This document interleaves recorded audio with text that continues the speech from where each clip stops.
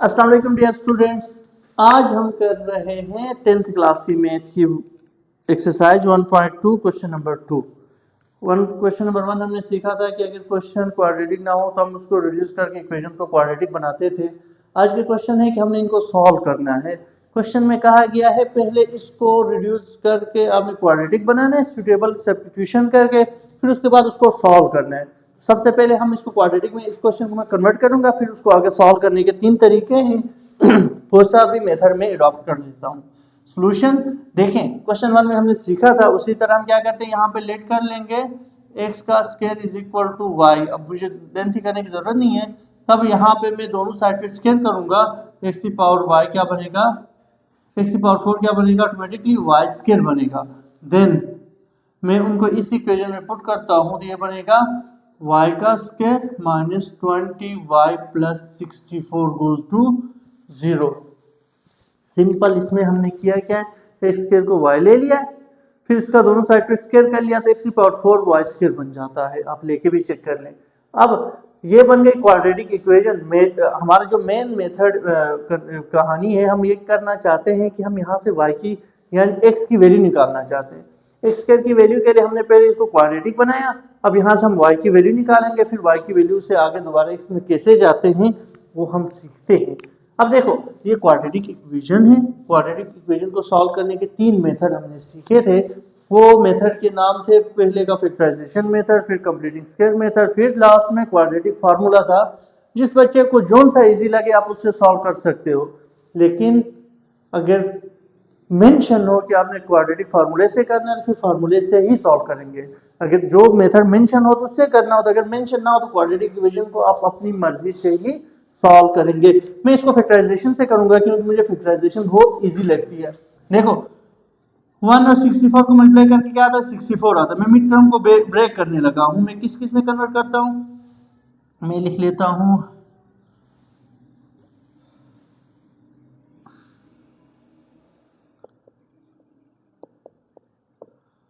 बच्चे पूछेंगे सर ऐसा क्यों किया है। मैंने ऐसा इसलिए किया है, देखें मैंने फैक्टराइजेशन आपको सिखाई थी। फैक्टराइजेशन के लिए 2 टर्म में ऐसी निकालनी है जिनको मल्टीप्लाई करने से इन दोनों को मल्टीप्लाई करने का आंसर आना चाहिए। 1 मल्टीप्लाई विद 64 गोज टू 64। अब मैंने 2 नंबर देखे 16 और 4, उन दोनों को मल्टीप्लाई किया तो मेरे पास क्या आता है, 64 ही आता है। इसके अलावा भी और भी वैल्यूज हैं जिनको मल्टीप्लाई करने से 64 आता है। मैंने इन्हीं को क्यों चुना, इसके लिए मैंने दूसरी कंडीशन देखी, उन दोनों को प्लस करने से 20 आना चाहिए।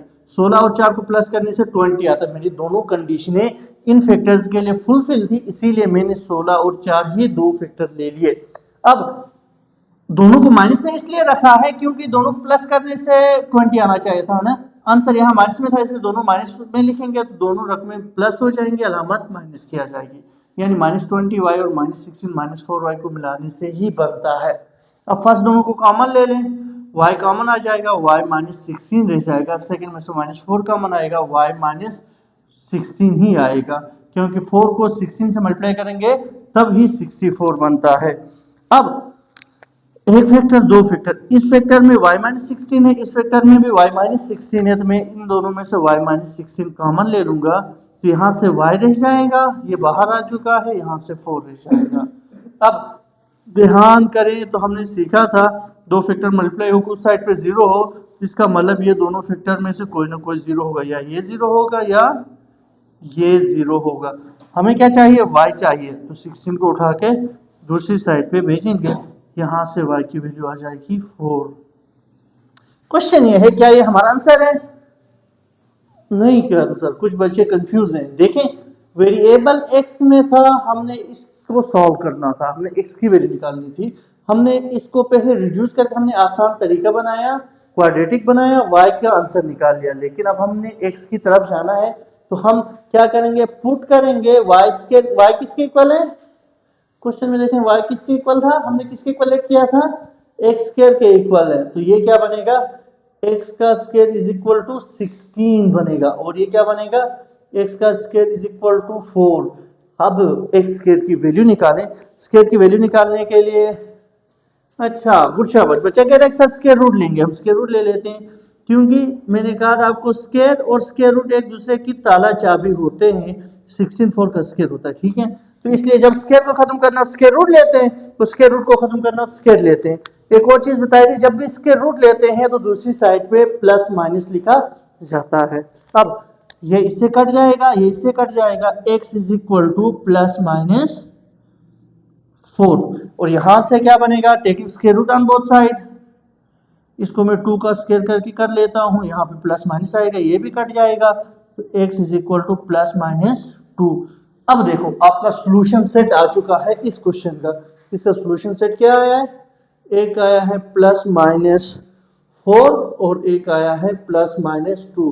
ध्यान करें तो यहाँ पे 4 वैल्यू है, प्लस 2 भी 4 भी है, माइनस 4 भी है, प्लस 2 भी है, माइनस 2 भी है। अब 4 से ज्यादा आंसर नहीं आ सकते, 4 से कम आ सकते हैं, क्योंकि एक वैल्यू 2 बार भी आ सकती है। तो यह एक क्वेश्चन था, ये पॉलिनोमियल ऑफ डिग्री 4 थी, इसलिए इसके 4 आंसर आने थे, वो 4 आपके सामने आ चुके हैं। सिंपल हमने क्या किया, इसको पहले रिड्यूस करके क्वाड्रेटिक बनाई, फिर 1.1 में जिसका सॉल्व किया था उसको सॉल्व करके y की वैल्यूज निकाली, फिर y में x दोबारा पुट कर लिया है, y की वैल्यू x स्क्वायर में सॉल्व किया, तो आपकी x की 4 वैल्यूज आ चुकी हैं। ये क्वेश्चन भी सेम टू सेम उसी तरीके का ही है। मैं यहाँ क्या लेट करूंगा, x square is equal to y, तो अब x4 क्या बनेगा, यानी मैं इसके बाद करते क्या है, वैसे अगर हम स्टेप बाय स्टेप करें तो मैं क्या करता हूँ, दोनों साइड पे स्क्वायर कर लेते हैं, तो ये बनता है x की power 4 is equal to y का स्क्वायर। ये बात समझ आ गई है। अब आपकी ये इक्वेशन क्या बनी है, then the equation reduce into y की power 2 plus 16y minus 225 goes to 0। अब same to same quadratic equation solve करने के 3 रास्ते हमारे पास। मैं किस रास्ते को अडॉप्ट करूंगा, क्वाड्रेटिक इक्वेशन को मिड टर्म ब्रेक से सॉल्व करूंगा। आप लोग इसको उससे कंप्लीटिंग स्केल से भी कर सकते हैं और क्वाड्रेटिक फार्मूले से भी कर सकते हैं। बच्चे अगर कंफ्यूजन हो तो आप क्वाड्रेटिक फार्मूला अडॉप्ट कर लें, वो इजी और भी होता है। अब देखें मिड टर्म ब्रेक कैसी होगी, मैंने 2 नंबर देखने हैं जिनको मल्टीप्लाई करने से 225 बनना चाहिए और दोनों को माइनस करने से 16 बनना चाहिए। मुझे तो मिल चुके हैं 2 नंबर। देखो अगर मैं 25 और 9 को मल्टीप्लाई करता हूँ और 25 और 9 को माइनस करता हूँ तो मेरी दोनों कंडीशनें फुलफिल हो जाती हैं। यानी 25 और 9 माइनस करूँ, इनको मल्टीप्लाई करेंगे 225 आएगा, इनको माइनस करेंगे आई थिंक 16 ही आता है, तो मैं इनको 2 फैक्टर में लिखूंगा 16 को, प्लस 25y माइनस 9y लिखेंगे यहाँ पे, minus 9y minus 225 goes to 0। अब फर्स्ट दोनों में से y common, y plus 25 minus 9 common ले लें, y प्लस 25 गोज टू 0। अब बच्चे पूछ रहे हैं कि सर इसको प्लस में इसको माइनस में क्यों रखा है। इसके पीछे लॉजिक ये होती है, क्योंकि देखो मल्टीप्लाई करने से 225 आना चाहिए, माइनस करने से 16 आना चाहिए। एक प्लस एक माइनस में होगा तभी माइनस होंगे। चूंकि दरमियान में प्लस हो तो आपने बारी के साथ प्लस रखना है, यहाँ माइनस हो तो इसको माइनस रखना है। अब खुद भी गौर कर लें, देखो इन दोनों को सॉल्व करके 16 बनना चाहिए, इन दोनों को सॉल्व करेंगे 16 बनता है, बारी की अलामत प्लस लग जाती है। अगर सपोज यहाँ माइनस होता तो इसके साथ माइनस होता, इसके साथ प्लस होता, ये बात याद रख लें। बस नेक्स्ट आपको सारी चीजें खुद ब खुद आती हैं। सर y प्लस 25 इस फैक्टर और इस फैक्टर में से कॉमन आ जाएगा, पीछे इस फैक्टर में से y रह गया और इस फैक्टर में 9 रह चुका है। ये बात समझ आ गई है। हम इसको बाद इनको y माइनस 9 और y प्लस 25 बाद में भी लिख सकते हैं, कुछ बच्चे यूं भी लिखते हैं।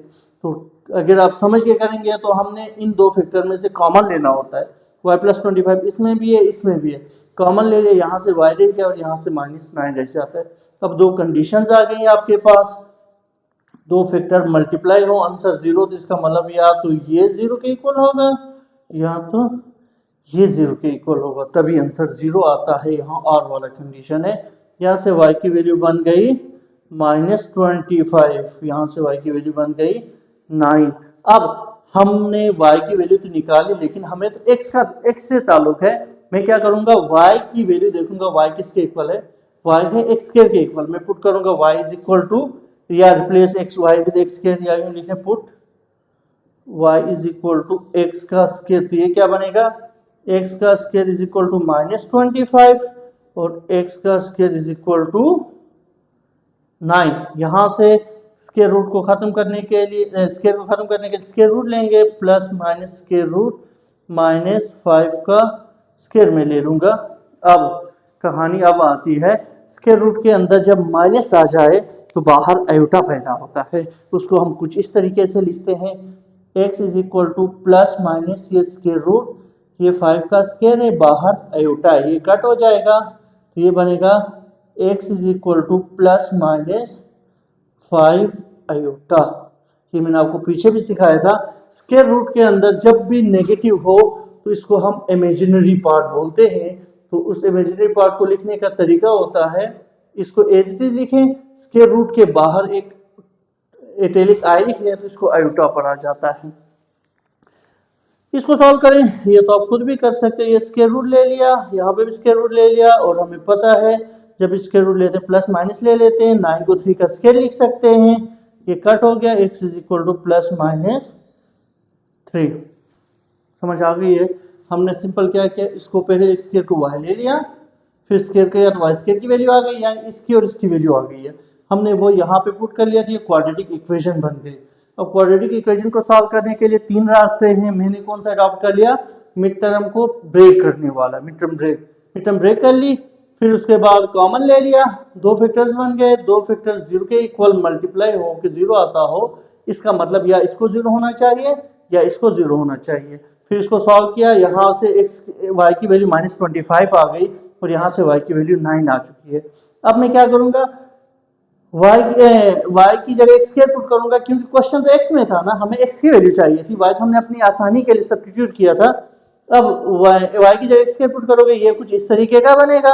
अब ये स्क्वायर है, ताला है, इसको खोलने के लिए मुझे चाबी चाहिए, चाबी मेरा क्या है, स्क्वायर रूट है। स्क्वायर रूट या यूं कह दो, ये छत से उतारने के लिए मैं स्क्वायर रूट ले लेता हूँ, सीढ़ी समझ ले, स्क्वायर रूट ले लिया तो ये कट गया, और यहाँ पे स्क्वायर रूट के अंदर माइनस आ चुका है। स्क्वायर रूट के अंदर माइनस हो तो बाहर क्या लिखा जाता है, आयोटा लिखा जाता है। मैंने अब आसानी के लिए 5 स्क्वायर को स्क्वायर रूट के रखा, तो स्क्वायर रूट के बाहर आयोटा लिखा, माइनस अंदर से गायब कर दिया, ये माइनस गायब नहीं हुआ, माइनस स्क्वायर रूट के अंदर हो तो वो आयोटा हो जाता है बाहर आके। क्लियर है? या यूं कह दो, square root -1 is always equal to iota, जैसे भी आप याद रखें। और यहाँ से वैल्यू 3 आ गई है। समझ आ गई है?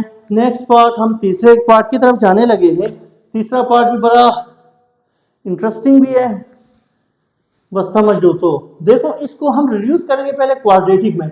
मैं इसको इस तरीके से लिख सकता हूँ, x⁴1/5 लिखूं, होल स्क्वायर लिखूं, प्लस 5 x⁴1/5 लिखूं, प्लस 6 इज इक्वल टू 0 लिख दूं। अब इससे क्या फायदा होगा, अगर मैं x⁴1/5 को लेता हूँ y, तो ऑटोमेटिकली ये y स्क्वायर बनेगा, वो 5 प्लस 6 बनेगा, सॉल्व करेंगे हमारा आंसर आ जाएगा। मुश्किल तो नहीं है, सिंपल है, गुड शाबाश। बच्चे कहते हैं सर बहुत ही आसान है, चलो पुट कर लेते हैं। Put x⁴1/5 is equal to y, then ये क्या बन गया, y square plus 5y plus 6 is equal to 0। किस मेथड से करेंगे, फैक्टराइजेशन से। कंप्लीट स्क्वायर से भी कर सकते हैं, तो मैं तो फैक्टराइजेशन को प्रेफर करूंगा क्योंकि वो बहुत इजी बनता है मेरे लिए।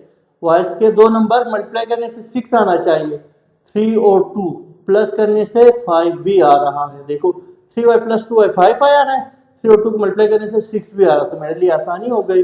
y कॉमन ले लिया, y प्लस 3, 2 कॉमन ले लिया, y plus 3 is equal to 0। देखो इन दोनों में से y कॉमन लिया, यहाँ से y रह गया, यहाँ से 3 रह गया, इन दोनों में से 2 कॉमन ले लो, ये y और 2 3 6 आता है।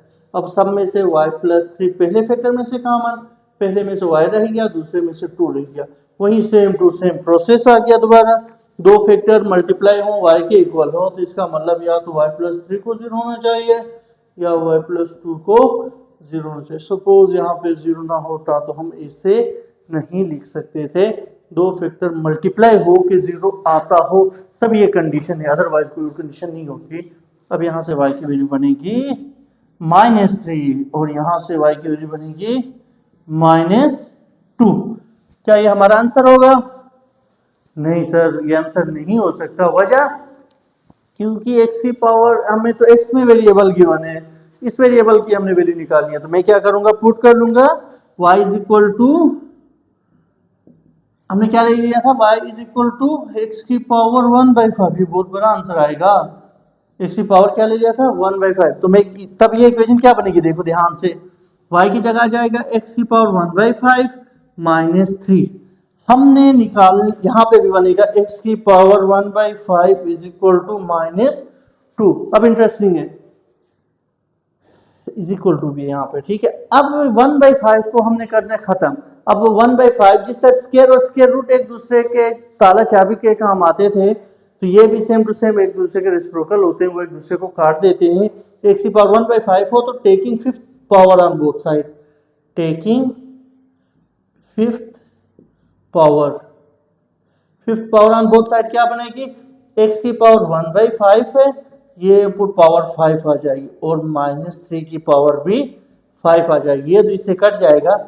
x is equal to minus, अब 3 की पावर 5 का मतलब होता है 3 को 5 दफा मल्टीप्लाई करो, 3 3 3 3 और 3 3 3 ज़ा 9, 3 3 ज़ा 9, कितना बन गया 9 9 ज़ा 81, और 81 को 3 से मल्टीप्लाई करेंगे 3 और 3 8 ज़ा 24, 243 आ जाएगा। ये क्या आ जाएगा 243। अब यहाँ एक कंफ्यूजन है, ये माइनस माइनस क्यों रहा, इसको प्लस होना भी चाहिए। तो इसके लिए कंडीशन होती है, बहुत प्यारी सी कंडीशन है, उसको याद रख लें। जब भी माइनस हो पावर इवन हो, और जब भी माइनस हो पावर ऑड हो। जब भी इवन हो और पावर, जब भी माइनस और पावर इवन हो ना, तो वो हमेशा प्लस हो जाता है, और जब भी माइनस हो और ऊपर पावर ऑड हो तो ये माइनस ही दिखता है। और ये याद रखें -2 की पावर 3 हो, सपोज इसका मतलब होता है माइनस की पावर 3 और 2 की पावर 3, तो माइनस ऑड हो तो माइनस ही आ जाएगा, 2 की पावर 3 जो भी आता है आप सॉल्व कर लेते हो। ये बात समझ आ गई है। अब मैंने यही कंसेप्ट ले लिया, माइनस की पावर 5 का मतलब माइनस की पावर ऑड आ गई तो ये माइनस ही देगा आंसर, और 3 की पावर 5 का मतलब 3 को 5 दफा मल्टीप्लाई करोगे आपका 243 बनेगा।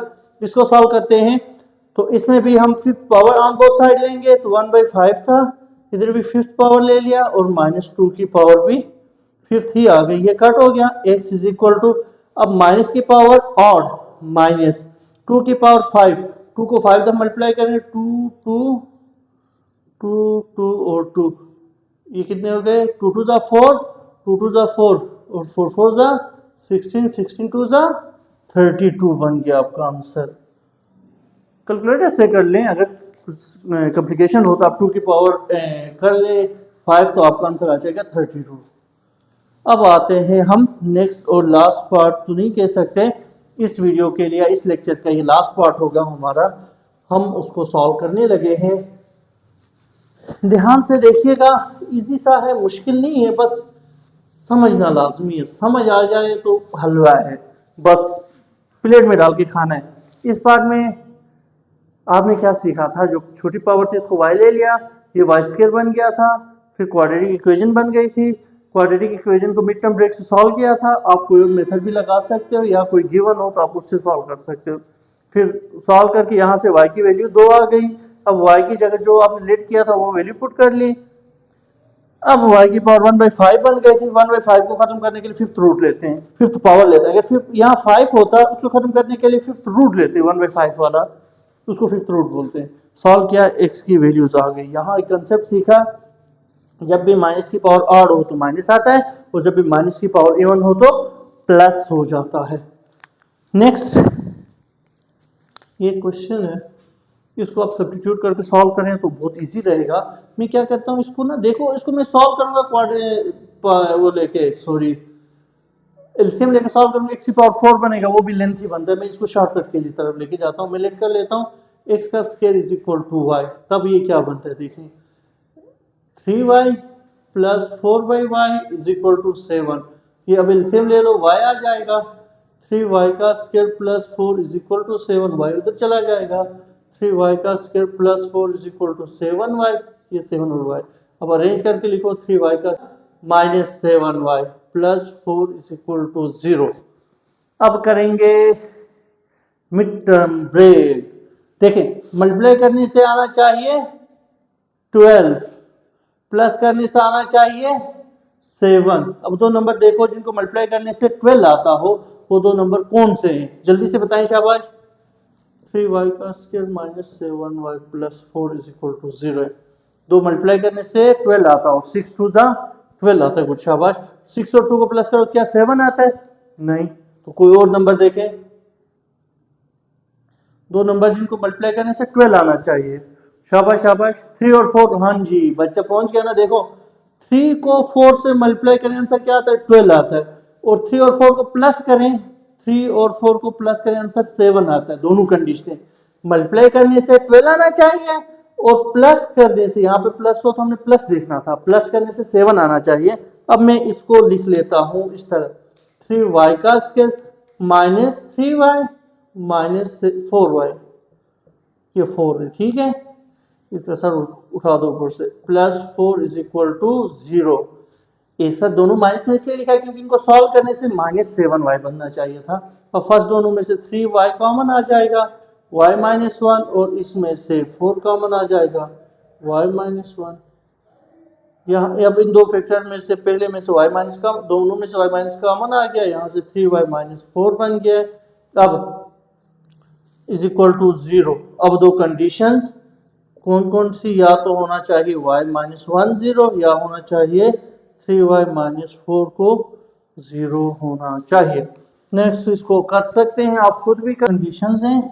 यह आ गया y minus 1 is equal to 0 और 3y minus 4 is equal to 0। यहाँ से y की वैल्यू आ गई 1 और यहाँ से 3y की वैल्यू बन गई 4, y की वैल्यू बन गई 4/3।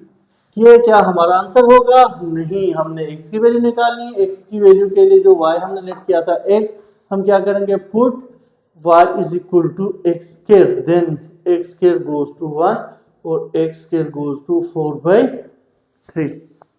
क्या ये हमारे आंसर है? नहीं सर, ये ऊपर स्क्वायर है, इसको आपने गायब करा देना। ये चाबी है, ताला है, हमने चाबी इसकी ढूंढनी थी। स्क्वायर की जो चाबी होती है वो स्क्वायर रूट होता है। दोनों साइड पे हमने क्या ले लिया, taking square root on both side. ये एक्स स्क्वायर, ये स्क्वायर रूट, और इज इक्वल टू, और ये स्क्वायर रूट 1। जब स्क्वायर रूट लेते हैं तो प्लस माइनस लिखते हैं किसी एक साइड पे, ये तो कट हो जाएगा। x इज इक्वल टू, ये 1 आता है। अगर बच्चों को समझ नहीं आती यूं कहे तो 1 का स्क्वायर 1 ही होता है, डायरेक्ट भी लिख सकते हैं, ठीक है। Square root of 1 is always equal to 1। अब यहाँ पे देखें, एक छोटी सी ट्रिक कहते हैं, समझ आती है तो, मैं 4/3 है, इनके दोनों साइड पे यही चीज मैंने ऊपर लिखी है, taking square root on both side. तो दोनों साइड में से एक साइड पे मैंने प्लस माइनस लिख लिया। अब यहाँ पे कंसेप्ट हमने सीखा था कि डिवाइड हो तो पावरें अलग होती हैं। 4 को मैं लिख सकता हूँ 2 का स्क्वायर अलग करके लिख लिया। अब ये कट हो गया तो यहाँ से बन गया x is equal to plus minus 2 divide by square root 3। अब आपके सॉल्यूशन सेट में 4 वैल्यूज आ चुकी हैं। कौन कौन सी? प्लस माइनस 1 और plus minus 2 divide by square root 3। ये आपका सॉल्यूशन सेट है। हमने क्या सीखा? हमने क्वेश्चन को देखा, उसको पहले रिड्यूस कर लिया क्वाड्रेटिक इक्वेशन में सब्स्टिट्यूशन की मदद से, फिर उसमें से क्वाड्रेटिक इक्वेशन बन गई। क्वाड्रेटिक इक्वेशन को 3 तरीकों में से कोई भी एक तरीका निकाल के वैल्यूज निकाली, फिर सब्स्टिट्यूशन को अगेन पुट करके x की वैल्यूज निकाली है। चूंकि x की पावर 4 थी इसलिए 4 आंसर आए हैं। उम्मीद है क्वाड्रेटिक इक्वेशन की ये वाला मेथड आपको समझ आ गया होगा। अब बाकी पार्ट्स में नेक्स्ट वीडियो में आपको समझा देता हूँ।